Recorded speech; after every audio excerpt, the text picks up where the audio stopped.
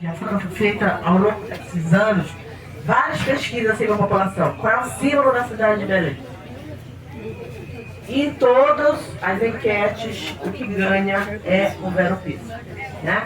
O vero-peso é não só para a cidade de Belém, como fora de Belém, né? Quando as pessoas estão fora de Belém e pensam em Belém, pensam no vero-peso, né? Quem vem em Belém, né, é como tem que vir no vero-peso, é como ir a Roma e não ver o Papa, né? Aquela história, né? Então, é importante dizer desse símbolo, né? Desse símbolo importante. Mas, a gente vai falar lá na Feira dos Mercados, só lembrando, aparece muita imagem do mercado de peixe. O mercado de peixe, ele é recente assim. O vero-peso está fazendo 398 anos agora, né? Então, a gente vai ter a fundação de Belém, lá, né, 1616, e depois, Ana Paula falou lá no início, se colocou a Casa do Haver o Peso. Por isso que chama vero-peso, Haver com H. 1627. Por quê? Porque tinham especiarias no interior da região, né, que tinham valor no mercado europeu, as drogas do sertão, que não são as drogas atuais, mas são as especiarias, né?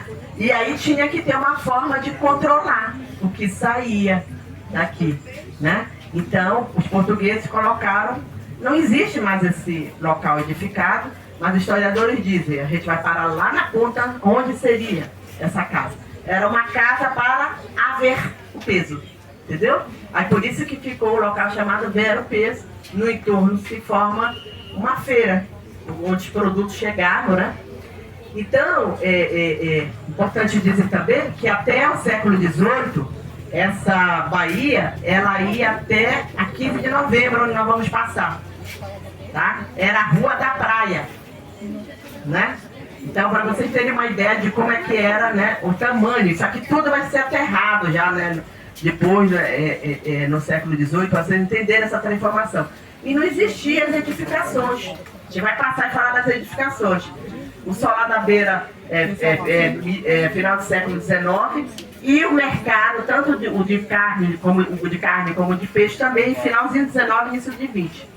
Mas aí é o momento da Belle Époque, que é a cidade que, né, se queria transformar a cidade, e é o momento que surge a fotografia, né? E aí surgem os postais, né? E através dos postais a cidade começa a ser conhecida. A gente nem usa mais postal hoje, né? Só eletrônica. Às vezes a gente viajava e mandava um postal. Aí sou antiga, né? Mandava um postal. Tô aqui, né? Hoje a gente só manda foto online, olha, tô aqui, né? Né? Então, os postais. E aí os postais, é assim que a cidade vão ser conhecidas, os símbolos. Paris, Torre Eiffel, né? Então, Belém, Rio de Janeiro, Toco, Corcovado, né? Então os postais começam a divulgar. Então, esse processo de divulgação no início do 20, através da fotografia, e a gente vai ter aquele intendente municipal, né? Vai ser um momento de reforma da cidade, por causa da borracha. A borracha não vai enriquecer a Amazônia, atenção, atenção, né? Era um regime de semi-escravidão para quem trabalhava no interior da Amazônia, mas parte de quem controlava, né, eram os comerciantes e eram os exportadores, que ficavam onde? Na ponta, Belém, né? Mas a maior parte do dinheiro ia para fora. Mas quem ficava na ponta aqui ainda tinha um certo recurso, né? Então o intendente na época, mais o Antônio na nossa história, o Antônio Lemos, né, faz a reforma e diz assim: vou transformar essa cidade numa Petit Paris. Né? Como é uma Petit Paris, uma pequena Paris, um símbolo da cidade de Paris, né? As praças, os boulevards, né? Boulevard, a gente vai falar aqui do boulevard também, né? Dos boulevards. Aí entra muito o ferro, né? Dentro das nossas edificações, aí, né? O mercado de ferro daqui, tanto o do peixe e o de carne, que a gente não vai entrar porque ele está em reforma, a parte interna toda de ferro, lindíssima também, né? Então, aí nesse período a gente tem uma parte desse recurso que fica aqui e ele faz essa reforma. Mas a Belle Époque tem outro lado também. A população pobre que estava aqui vai ser toda expulsa e vai começar o quê? A ocupar as áreas alagadas, mais baixas. Começa a ocupação do Juruna, do Guamá, e aí começa a ocupação desordenada dos nossos canais. Então Então veja bem, gente, uma coisa está ligada à outra, né? Geografia, história, cultura, política. Então a gente precisa entender, para entender como é que essa cidade vai se organizar. E aí a formação dessa feira, né? E o seu Lima vai falar logo lá na frente, que é o presidente do Instituto do Vero-Peso, depois da nossa parada aqui do Sul. É como se fosse a Associação dos Trabalhadores do Vero-Peso, né? Ele vai falar, inclusive ele é economista, que é de formação e é feirante, né? E aí ele vai ter, na barraca dele lá a gente para e ele vai falar um pouquinho aqui sobre o Vero-Peso. Mas o Veropa, sem dúvida, quem é paraense, a gente defende com unhas e dentes, não é isso? Quem não é daqui, saiba que aqui tem uma população que é apaixonada pela sua terra, que usa a camisa do Pará, isso a gente não vai ver em todo lugar, né? Então nós somos muito arraigadas, né? A cultura local, né? O modo de falar, né? A questão da música, né? A questão da dança, a questão da cultura alimentar, né? Então é uma população que é apaixonada pela sua terra. Mas eu digo, tem que ser apaixonada, às vezes não pode ser séria, tem que ver também, tem que fazer uma análise crítica da sociedade, né? Porque se a gente nós somos apaixonados por essa terra, né? E esse é o projeto que ele visa isso também, a gente melhorar as condições de qualidade de vida aqui dessa terra, né? Então esse é um projeto que existe há 14 anos, às vezes a gente não tem dinheiro para o bolsista, aqui a maioria são voluntários, viu? Nossos alunos são voluntários, o Marquinho aqui é voluntário. Marquinhos, há 14 anos, bateu na minha costa, fazia turismo, Marcos André.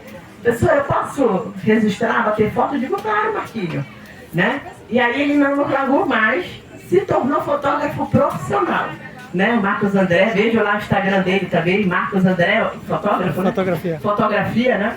E ele faz esse trabalho no roteiro de forma voluntária, há 14 anos, desde quando ele é estudante lá do turismo, depois fez especialização, né? E faz o trabalho porque também ele é apaixonado pelo projeto. A gente já fez uma exposição das fotos dele alguns anos atrás, né? E todos nós também que participamos, os professores voluntários. Eu falei aqui que o professor, cadê o professor Álvaro Negrão, né? O professor Álvaro Negrão estava ali no primeiro ponto, né? Ele acompanha também, né? Sempre que a gente precisa de apoio, a gente vai, pede ao professor Álvaro Negrão e os outros professores. E é um projeto de resistência da universidade, que é um local de resistência, que é um local que é muito combatido, dependendo do governo que está aí, né? Mas é onde é que a gente faz ciência. E a ciência tem que pular os muros da universidade. É por isso que a função da universidade é ensino, pesquisa e extensão, né? Então, durante muito tempo, a gente não dava muito valor para a extensão. Mas a extensão passou a ser uma prática, né, muito valorizada nos últimos anos. E esse é um projeto de extensão. É uma forma... A gente pode ter extensão dentro da universidade? Pode. Lá com os colegas da medicina que atendem, né, da odontologia, mas tem projeto de extensão que pula os muros. E esse é um projeto de extensão que a gente pula o muro, que a gente vai para a rua, né, e justamente para conversar, para falar sobre patrimônio, para esclarecer a importância, né, de melhorar, né, também onde nós estivermos, o que nós estivermos, né. Então fico feliz que a Jalila Messias está aqui também, né, porque ela é uma porta-voz aí junto... Ali lá atrás, né? Repórter da Liberada sempre nos apoia, né? Todos os órgãos de imprensa sempre nos apoiam, né? A gente manda aí para todos os jornais, redes, nos apoiam, divulgam, fazem reportagem. Então, isso é importante também. Ela é tímida, ela não gosta de aparecer, mas ela está ali atrás. Todo mundo já conhece ela, né? Então, ela também é fã do projeto. Ela já veio aí umas 10 vezes já participou por aí, já de quase todos os roteiros, né? Então ela sempre, assim como tem outros repórteres que também sempre participam, tá? Então eu quero chamar a atenção.